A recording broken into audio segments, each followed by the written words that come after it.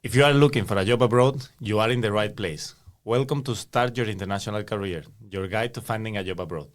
In this episode, we have Diego Caldera, a lawyer who is coming from Chile and who is currently working in the banking industry in Switzerland. Diego, welcome to the podcast. Hey, Juanma. Thank you for having me. I'm already feeling like a celebrity. It's great to have you in the podcast because the story of how we met is very natural, very casual. For the people who are listening, Diego is my neighbor. So we live in the same building. And we met by chance, we started talking, and a friendship developed. So I'm really glad to have you on the podcast today because I think also you have a really interesting story. Not only because we're friends, but because you have a good story. Mm-hmm. So, and very similar to yours as well in that regard, especially because we're here to talk about the international move, and that's something that we can relate on the same level. So I'm interested to see what we're going to talk about. Cool. Before going into details, please give us a quick introduction of yourself. Where are you coming from? What did you study? And in a short way, your experience. Sure. Job interview style, like my biggest flaw is that I'm a perfectionist, actually. Okay. So I'm from Chile, originally for those that don't know, this is next to Argentina. I grew up there. I'm from Santiago de Chile. I spent my first maybe 22 years there without ever leaving the country. There I did my high school. I studied to become a lawyer. I became a lawyer. I worked for a little bit. And before leaving, I met my now beautiful wife. That's the reason why I moved outside, because with my wife, Elena, we met. She's from Switzerland, and then we had a long-distance relationship for about 4 years or so, where I would come here to Europe, and she would go back to Chile. And at some point, we decided to build a life together, and it made a lot of sense to come here to Switzerland. But yeah, I think that's a little bit about who I am. Okay, that's a great introduction. So you've already covered my second question, which is why did you move to Switzerland? Mm-hmm. You moved to Switzerland because your wife is Swiss and it made sense for you to be here together. In that regard, was it difficult to get into Switzerland? Because I understand you married before or you married after coming here? We married before. We married to come and establish here. So I think that question, whether it was difficult or not, has two different levels for sure. Has the admin part and has the more emotional kind of personal part. Yeah. The admin part, I think it's important that you know that you have to go through a really regulated process. There are a lot of forms, a lot of background checks, and a lot of things that you have to do and check. So it's important to be prepared for that and know it beforehand. But that's doable, and that information is online. And here in Switzerland, I have the impression that the people that work in the administration also are willing to help you out. The administration works relatively well, especially if I think about Chile. If you compare it to other countries, I mean, Chile and a lot of countries. Yeah. Also, if you compare it to Spain, this is top-notch. Yeah, absolutely. I mean, if just thinking from the top of my head, if you go to the registry office to have your residence register in Chile, it's rounds and rounds around the block of people waiting in line to be attended. And here I received a letter by post with an appointment, and I showed up, and it wasn't time. Easy. Yes. So that's one part of it. And the other part of it is more the personal side. For me, it was not easy because I have my friends and life in Chile. I have my family as well. I didn't have a special attachment to the country itself. I've heard from a lot of colleagues and friends that they really love their home country. Mexicans really love Mexico, Argentinians the same, Spanish people the same. It wasn't so much missing the country itself, though that came maybe a little bit later when I spent a few years living abroad, but more leaving my friends behind. So then I also made a point to make a bit of effort myself to maintain those relationships. And also in my circle, long distance relationship was already not a thing. So going to live abroad was even less of a thing. Everyone that I would ask, or when I told my mom, she almost fainted. I mean, she couldn't believe I would throw away my future just to go live abroad. Because as you can imagine, there is no super high demand of Chilean lawyers in Zurich. I understand. So all of that comes into play. Okay. It's interesting that the biggest fear, or maybe not fear, but the biggest challenge for you was missing family and friends. Because recently I did a poll on LinkedIn, and the biggest reason for not moving abroad for people, or the thing that scared them the most, was the language barrier. And missing family and friends was an option. But interestingly, it was the last option, the less voted option. Wow.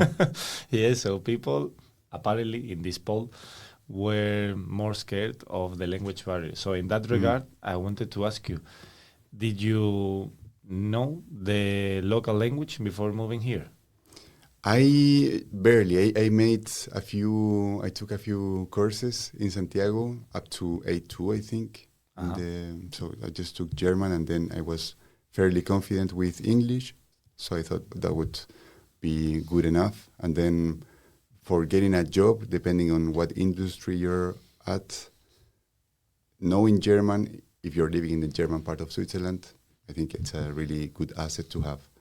But it's funny that you mentioned that it's the last place. I think it also may be related to the fact that if I want to see my friends or family, it's a 20-hour flight. Yeah. If you're from Chile, that's a difficult one. If you're European, you can always have a quick flight and you're there for the weekend. But yeah, from other countries, it's a different story. So yeah, might be that my poll was biased because all the voters were from Europe. Right. Probably, yeah. That's interesting. Sense. But how did you do it with the language? For me, with the language, it was easy because I work in English. Now I'm taking German classes because I want to get deeper into the Swiss culture. I want to be able to speak with locals. I want to get more integrated, let's say. But if I wanted to only do English, I could do that. I have no requirements of learning German. It's only that I want to do it. Yeah. Okay, so cool. Now I understand you kept going with German. You have a different level of German. Was that important to get your job in Switzerland, or you got it only with English? In my case, I got it only with English. I didn't need German for the position that I got here. I was hired initially as a compliance officer, so my job was for a really big bank. So it was already in English, but also my work had something to do with Latin America, so it was a combination of English and Spanish. But I think it really does make a difference because you have way more opportunities available for you if you are able to speak in German in Zurich. Yeah. Also the people that you meet, and if you're working in a maybe not so international company, even though you could work in English, the people then go and have a coffee and they all speak in German. Yeah. So if you want to be part of the group, you need to be able to defend yourself. So. Exactly. Yeah. I think it makes sense to learn the language of the country you're living in. Yeah. It sounds super basic, but a lot of people don't do it, especially here in Switzerland, because everyone speaks English. So you don't have that push that people cannot communicate with you. You can always communicate. Even in a small village, people speak English. So, yeah. Okay, so that's about it regarding your job search. I want to get deeper into that job search and ask you, what was the biggest challenge for you? The biggest challenge was for sure finding a way to repurpose my skills in a way that fits the local market here. Because I'm a Chilean lawyer, so I know Chilean law. I'm able to go to a court in Chile, but here, as I said, there's no huge demand for Chilean lawyers. I'm not able to go to court or represent clients. So what I could do here as a lawyer is already very limited. And then you have to take into consideration that if you're looking to work in law firms, then the law firms here generally, by a huge majority, they prefer people that are accredited in Switzerland. Yeah. And even not being accredited, maybe it would be a better asset if you spoke German natively, which was not the case. So the biggest challenge was to figure out first what the hell I'm going to do in Switzerland. Because as I said before, I didn't really move here because of work. I moved here because of my wife. And because of love. Because of love, yes, the old-fashioned way. and then it happens that it was Switzerland, and so I needed to figure out how I was going to do it. At the beginning, I also thought, okay, it's also an opportunity, a kind of adventure. Maybe I take a work as a waiter or some other work, which would be fine, of course, if you need the ability to generate that income, of course, that's something you have to do. In my case, I came already with work in Chile, from Chile, so I was working remotely, but the salary doesn't make any sense. So I focused mostly on building a bit of a network, meeting with a lot of lawyers from Latin America here in Zurich, asking them how they did it and what kind of advice would they have for me. So then I had some ideas of where I could go, and then I used the university as a way to have a foot in the job market. So I did a Master's of International Law at the University of Zurich. Okay. I love that you are mentioning that point about talking with other lawyers, specifically from Latin America, because I think it's one of the best things that you can do when you have no idea where to start. Mm-hmm. It sounds super basic, but a lot of people miss that step, which is ask people that have done what you want to do.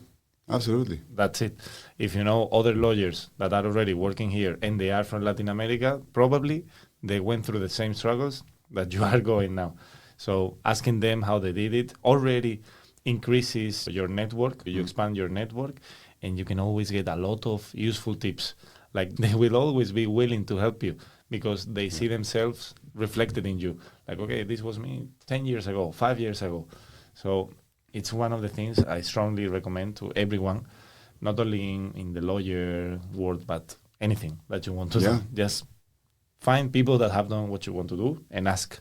Just straight ask. Absolutely. And I was always surprised how friendly and willing to help everyone was. I think in several occasions I didn't have a point of contact. Also, maybe to begin with, I knew someone that knew someone and that made the introduction. And then from then on, different people, but also some people that I didn't meet before. I just reached out and they gave me a lot of their time and advice. And as you say, I think the really nice thing about it is that afterwards, when, everything worked out, let's say, think of yourself. Now you are in a position where you can help people. Yeah, exactly. So it goes around. Now you're in the position to give back what you received. Exactly. Yeah, absolutely. Good one. I like that. And then you mentioned you studied your master's degree here in Switzerland. Was it difficult to get into that master's degree? Tell us a bit more about the application process, the duration. The application process, you have to spend some time on it. The most important part, aside from the language test, which also requires some preparation, is the motivation letter. Of course, you need to fulfill the criteria for eligibility of the masters, usually having a degree or having certain level of grades. But if you fulfill those, then I would focus mostly on the motivation letter, and the English test you have to prepare with time, but that's obvious. The motivation letter should really stress what you have done up to this point and why you are interested in the masters that you are applying for, why the university would benefit from having you as an alumni, and with a strong application, I think you have really good success chances. All right. Okay. And then I saw in your profile that after or during your master's degree, you also worked as a research assistant in the ETH, the university in Zurich that is famous because Einstein took classes there and then also was a teacher. So I cannot help but ask you about that experience when you were in that university, also giving classes, right? Also helping professors. Yes. What did you notice? Did you notice a different environment, something different in the air? It was amazing. At least for me, I was thinking of Einstein every time I got like, maybe he was here, or maybe he was. I think people from here don't have it so present. But also in the movie Oppenheimer, there's a shot into the ETH. True. I was there. You were there, Yes. and also in the classes, right? Like helping. Yeah, that's right. So what I didn't cover before about my work experience, so when I was in law school, I worked throughout law school as a paralegal, mostly in civil litigation. And then when I had the chance to do it by myself, I also took some clients by myself with the help of some lawyers with whom I had formerly worked for, but always tied to civil litigation. Then when I moved to Switzerland, the idea was to complete this Masters of International Law to get a foot in the job market. And in the meantime, I also needed a way to sustain myself. So I was very fortunate to find an opening in the ETH, which was not the university where I was doing a master's, but the ETH is very well known throughout Europe for their engineering program mostly. But they had a department of law and economics, which is very special within the ETH, because ETH is not a law school university, a law kind of university. And what they do there is very interesting because everyone is, it's a genius. Yeah. Everyone, they're really, really smart. I don't expect less from the university where Einstein Of was course. giving classes. Of course, you had to be a genius. The professors there, I was working for, as I said, the Center for Law and Economics, where they had a lot of doctoral and postdoc students doing research in these topics, and it was really the combination between cutting-edge technology and law. So regulation about artificial intelligence, self-driving cars, drones, but even before artificial intelligence was really popular. Yeah, Social media, these kind of things. And then as a research assistant, I had mainly two tasks. First, I would help the doctoral students with particular things about the research. So they would request some things from me, and I would help them out for the research. And the other task was to help out during contract design class. And that had the typical admin CA part. I think everyone knows it. You have to make sure that everything is working correctly and be there supporting the professor. And then a couple of times also when the professor can't make it, you take over. All right. I see. Great. So that was your experience, your first experience actually, right, in Switzerland. And then you found a job in the banking industry. So if you can briefly explain to us what a lawyer does in the banking industry. Yes. In the banking industry, within a big bank, you have so many different things that you can do as a lawyer. There are many different departments, for instance, a global bank typically has wealth management, has the investment banking division, and has the asset management division. Those are like broadly the big buckets where everything else falls. And then within those, you have a huge organization to support all of the roles. In the end, the people making the money are the bankers. But then you have people helping the bankers with admin stuff, which is really a shit ton of bank admin stuff that they have to do. And then you have the second layer, where they are mostly a control function, making sure that the bankers didn't have any kind of oversight or by mistake are trying to get a client in the bank that maybe has some shady business or maybe it's a criminal and they are trying to fool the banker, or for whatever reason are using the banking system to launder money. And that's compliance. Okay, compliance with law. Exactly, compliance with law. So compliance, you have, broadly compliance is making sure that the bank is compliant, is fulfilling their regulatory obligations. This means this can take several forms. We've talked about one, so money laundering. That's a requirement by law that the banks have to have a compliance department to make sure people are not laundering money. You also have the regulatory part, cross-border, data protection, for instance, You also have sanctions now, very important with the issues between Russia and Ukraine. All right. There are a lot of heavily sanctioned entities and countries, and people are getting every time more sophisticated into how to organize their enterprises in a way to obfuscate who is the ultimate beneficial owner. So you need to have people that are thinking about all of these things. Compliance also now with sustainability topics. For instance, if you're onboarding an oil tanker company that presents some sustainability issues that maybe the bank doesn't have the risk appetite to take on. The same with reputational, for instance. If you're going to take, I don't know, Donald Trump, usually that has some other complications just because of his political status, but he's also a person that is very controversial and in the news every time. So all those news also affect where they bank. Yeah, okay. Exactly. A lot of stuff to take into account. Yeah, to take someone's money. It's incredible. It's really incredible. You start digging and you have so many different things to take into account. It's a really heavily regulated industry, and that's compliance. Then you have legal.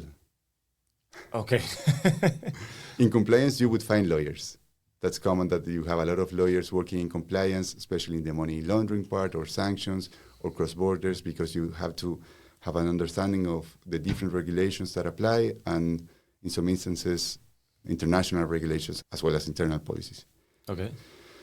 And then the legal part, the typical legal part within a bank is the in-house lawyer, for instance, the in-house department that would take care of all the employment contract, that all the social security stuff is up to date and compliant, this kind of thing. Mm-hmm. Okay.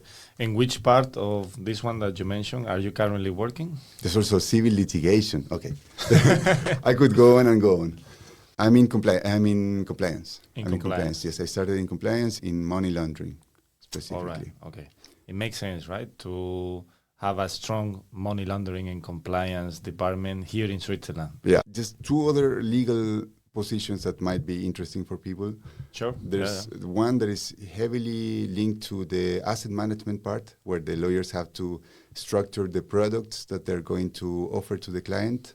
That's very interesting. Within then investment banking, you have M&A, a lot of drugs to review and due diligence to be done.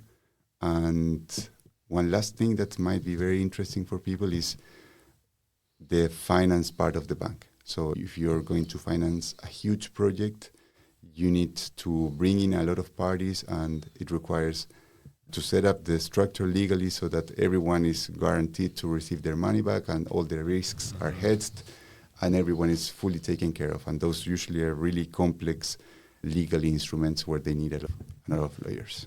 Okay, cool. So now we have all parts broken down of what a lawyer can do in the banking industry. Then you working in compliance, if we get deeper into money, right? It makes sense that if we're talking about banking, we talk about money. Would you be uncomfortable sharing what is a normal salary range for a lawyer in the banking industry? It depends. I would say a normal range for an entry-level lawyer in the banking industry would be anywhere from 90,000 to maybe 140,000, 150,000 per year. Wow, that's a huge range. Yeah. A very wide range. Yeah, it depends.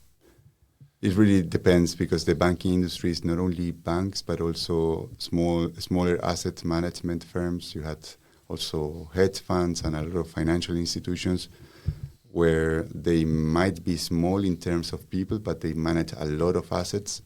So they need really specialized people for those kind of jobs, and they're willing to pay. Okay, interesting. Okay, that's, of course, for the Swiss market. Then it will be different for other countries. Good, thank you for that. Then, if we get practical into what advice can we give to people, what advice would you give to a lawyer who wants to move to the banking industry in Switzerland? So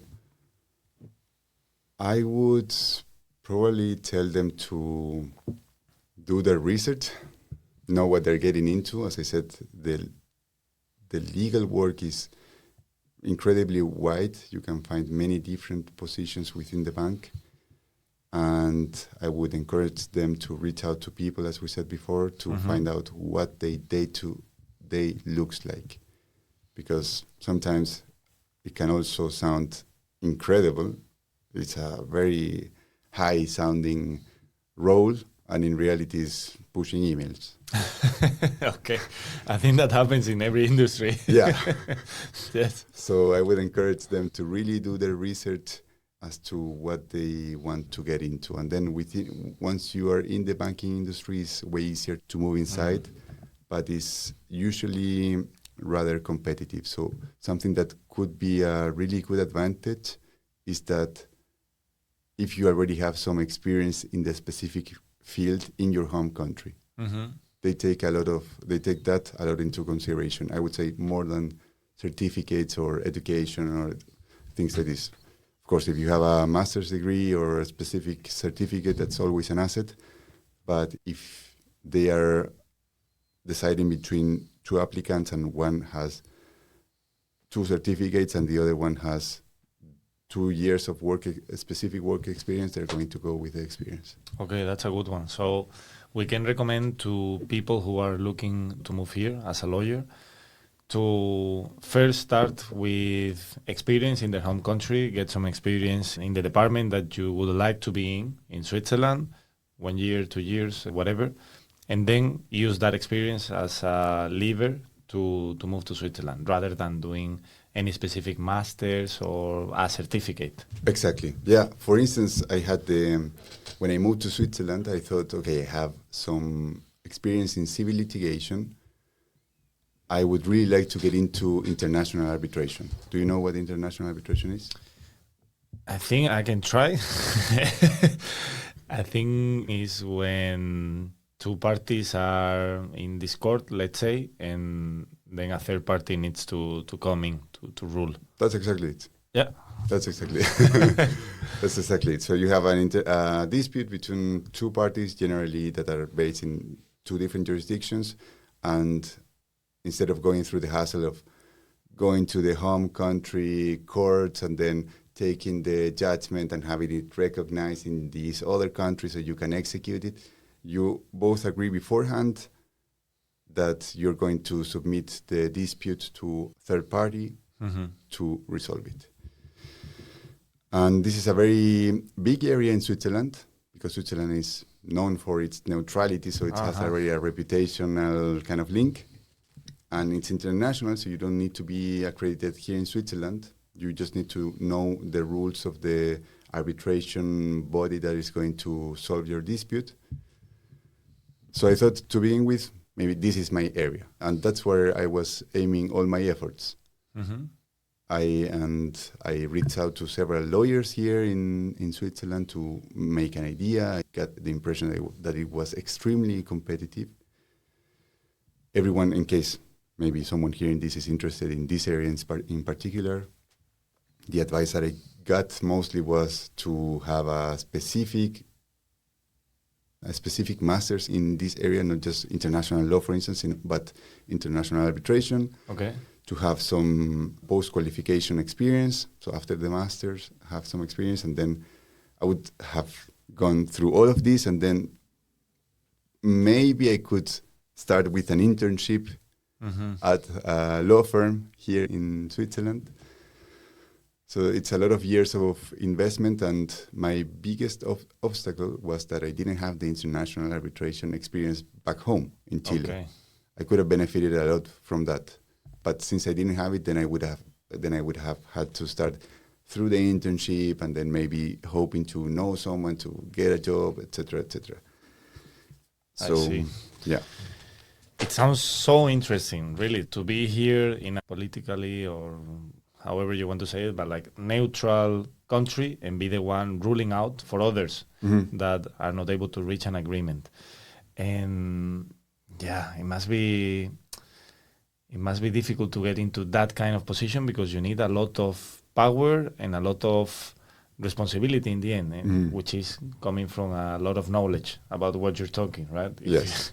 Because a lot of people will be affected by your decision. Yes, absolutely. I mean, the people that do as these private judges, the arbiters, are people with years and years of experience. They know it. I mean, they're really, really not only smart people, but really well experienced in all kinds of disputes. Yeah, and trustworthy. And Exactly, yeah. Okay. But there's a lot of work for the law firms that do international arbitration, so that would represent the parties. Getting to work for an arbitration body may be a bit difficult. Maybe not impossible, maybe a bit difficult. Becoming this arbiter or private judge, let's say, you need a trajectory and you need incredibly good reputation for people to know you as well. But getting into the law firms that represent the clients in these disputes, I think it's much more likely, and that's where these judges also start. Okay. And I can imagine a lot of the money that comes into Switzerland is through this area, right? Like they specialize in being neutral. So it's a good judge. Yeah. All right. Cool. Yeah, that was really interesting. So we've already given advice to people who want to move into the banking industry or who want to move to Switzerland as a lawyer. Then I want to ask you a bit more in general about Switzerland and not only about the job. What is the best and the worst part about living in Switzerland for you? The best and the worst part. The worst part for me personally is to make local friends. All right. Can you elaborate on that? Yes. So the worst part is the social aspect, in the sense that you need to understand a completely new way and dynamic of making friends. Compared to your home country, Compared right? to my home country. And please, don't think I'm saying it's worse or better. It's just completely different. Yeah. It makes sense. It's a different country, so different dynamics. Exactly. So what is the dynamic here in Switzerland? I mean, just by way of comparison, in Chile, we would, call a friend. Hey, are you free? Yes, no. Okay, let's meet and do this. Here, when I meet with my friends, it's okay. Or we're talking, I don't know, when should we do something? Okay, yes, sure. And all the calendars come out. Okay, I have time in 4 weeks at this time. Everyone, no, at this time, no. And then you're thinking about 2-3 months in advance. So you need to be really deliberate with your time. And I can relate to that. Yes. Yeah? Yeah. For meeting, you need a calendar and you need to schedule something into the calendar. And maybe, as you said, it's weeks ahead. It's this thing of calling your friend and telling, hey, do you want to meet in 2 hours for a coffee? It's difficult to do in Switzerland. It's really difficult. Also, something that is not so great is that even though you can meet a lot of people, Zurich in particular, I think it's a city where a lot of people come, but not with the intention of staying. So then you would make like friends with someone, and then they would leave, and they are not here with the intention of building a life. I have it with a couple of friends that are not from here. For instance, they're from Greece, and I just know that they have their life there as well. They go every time they can. They're here to work and make money, and then they're going back, which is more than fair, but it makes it difficult to build relationships. Yeah, absolutely. I also know some people like that. They're here to work, make money, but their life is not here. Exactly. But now the best parts. Tell me, what's the best for you? They are quite a lot. I mean, some people like to shit a little bit on Switzerland because everything is so perfect and square and things like this, but I really like that things work and things are on time, everything is clean. This part that you are scheduling things with 2 months in advance, the upside is that you can now see what connection you're going to take in 2 months' time, and it's going to be there at that time. So everything is super orderly. Everything works fine. You can do absolutely anything you want to do. If you want to have a really quiet and peaceful life, you have that in Switzerland. If you like to go to parties and do extreme sports, you can also do that. Zurich in particular is a city that it doesn't feel crowded. It feels always like the right amount of people. I agree. The transport works. The salaries are really commonly they're really high compared to what you have to spend, even though it's expensive. But compared to the salaries, it's not that expensive. Yeah, I think everyone has an opportunity to have like their basic needs more than covered, so they can build up on that. Yeah, absolutely agree. I think this is one of the topics that I've realized since I moved here 1.5 years ago, which is here you don't worry about any basic need, not the rental, not groceries, everything that maybe you need to track as expense or have a budget for. At least in my case, when I was in Spain, here it's taken for granted. Like you don't need to put money aside for that. Like everything is covered, and you have a lot of purchasing power. Even though you're a common employee, you're not a big entrepreneur or with a big company or whatsoever. Everyone has the basic needs covered, and they can focus on, as you said, doing an extreme sport or traveling. Like here, everyone travels. Like people with low and high salaries, everyone travels. Back when I was in Spain, people with low salaries would never travel. Yeah, of course. Maybe within Spain, but they would never take a flight. But Yeah, maybe too much purchasing power. I mean, I had the situation because in Chile, I come from a very like middle class family. So we had enough to get by, but also single parent families. So no luxuries, let's say. And here, suddenly I was able, when I had the role at Credit Suisse, it's where I started working after the 88. Then suddenly I was able to afford things. And I was affording them soon. I was like, do I really need this or it's just because I can? So the first months is actually I needed to adapt a little bit. It's just, you don't need to buy it just because you can afford it maybe. Yeah, exactly. Not because you have a lot of money, you need to spend a lot of money. Exactly. Like you can be making a lot of money and still be almost broke, right? Because if you get fired, you have no savings. Yeah. So, yeah. And I see in Swiss people, I don't know what your impression is, but I get the impression that in general, even though they have and make money, they are not luxurious. Like everyone is painting their own houses, yeah. you know, this kind of thing. They're not driving in Lambos and having infinity pools, you know. Yeah. I was shocked when I came here and I met some Swiss people that I knew for sure they were making a lot of money, and they would mention something as expensive. I said, no, but this is too expensive. And in my head, you know, coming from Spain, it was like, how come you say this is expensive? You make a lot of money. How can you consider this expensive? But now I understand. They see things as they are. If it's a luxury or if it's a basic need, not because I have a lot of money, it changes for me. This is a basic need and this is a luxury. Okay, I may have, a ton of money in the bank, but I still don't need this. So I think they are very conscious about that. But going back to the point, because I mean, Switzerland is amazing. It's so interesting. Yeah.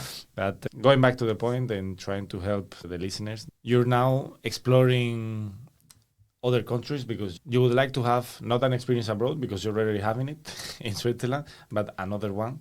And you recently mentioned to me that with your current position, you're planning to move to a different country, which is Singapore.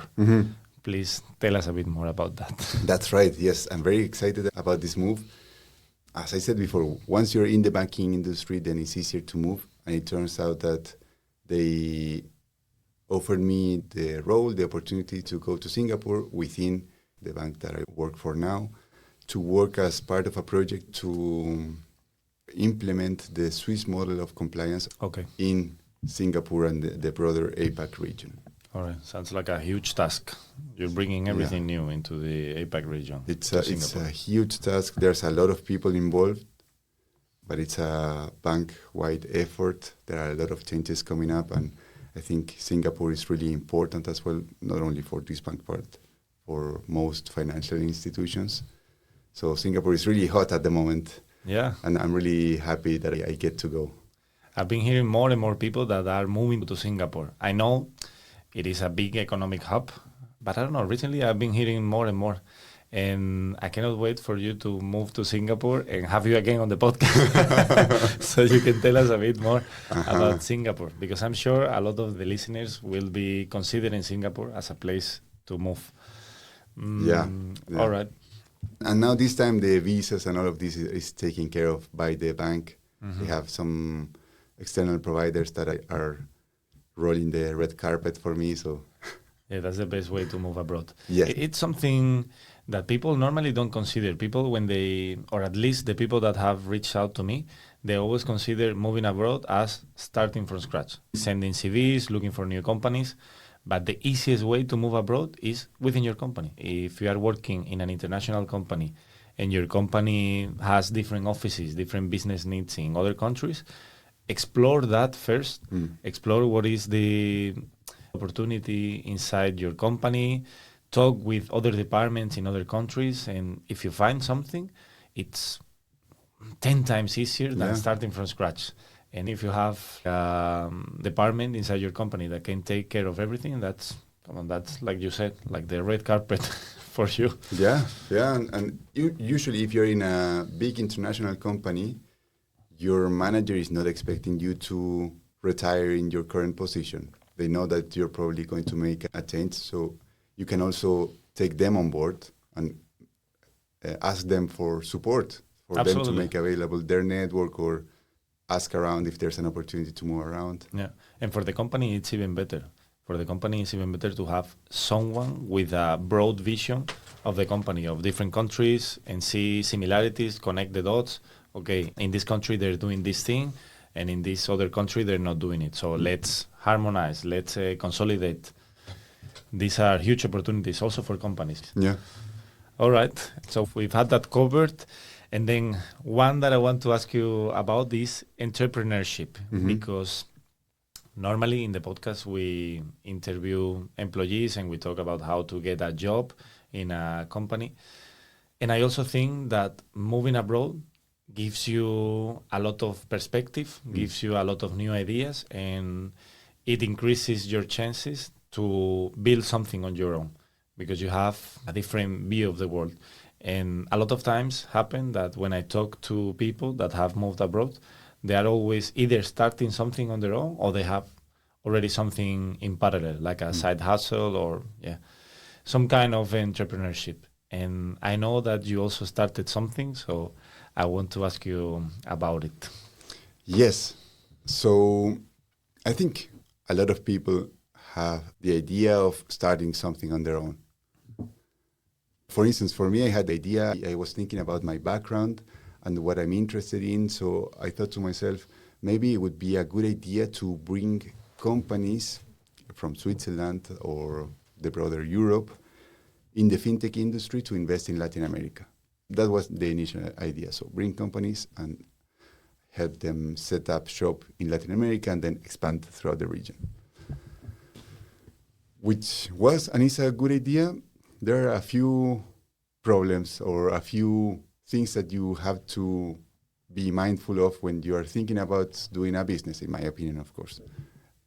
It happened that when I started talking to people, I started meeting a lot of people, doing some network, some people from Latin America as well, and I had the impression that everyone from Latin America living here had the idea of bringing companies to invest in Latin America. They had the same idea. Yeah, which I guess is natural. So what I'm saying is you have to find a little bit, refine your idea a little bit. Also, something that I found really important is to be able to understand what you truly bring to the market instead of what you want to bring to the market. Okay. You know what I mean? Yeah, the real value that you add to people Exactly. with your service. Exactly, because it happened for me. I'm not sure. I guess it's a universal experience, but it happens for me that I can get my man up and running really fast, and I start making the plans and thinking so much ahead, and in my mind it already succeeded, and I'm doing the biggest partnerships in the world. But this is the place where I want to be. that's the person I want to be now. Mm-hmm. But that's not the person I am now. The person I am now has a certain specific amount of skills, a specific amount of people, of network, and I can bring a specific value to the market. And it's taken me a while to think about this more than just what I want to be. Like, is how my experience now is able to provide value in a way that people are willing to pay for it. So I'm in the process of that now. That's why I didn't continue developing this idea of bringing companies to Latin America, because I didn't think it was such a great fit at the moment. And which brings me to the other thing that I wanted to say, because you asked me before if I had an advice for any lawyer that is looking to come into the banking industry in Switzerland. That's one thing. And the other thing is the advice that I have for people that are willing or looking to move into other country in general for whatever reason. Yeah. To them, I would say have well-researched plans, but loosely held.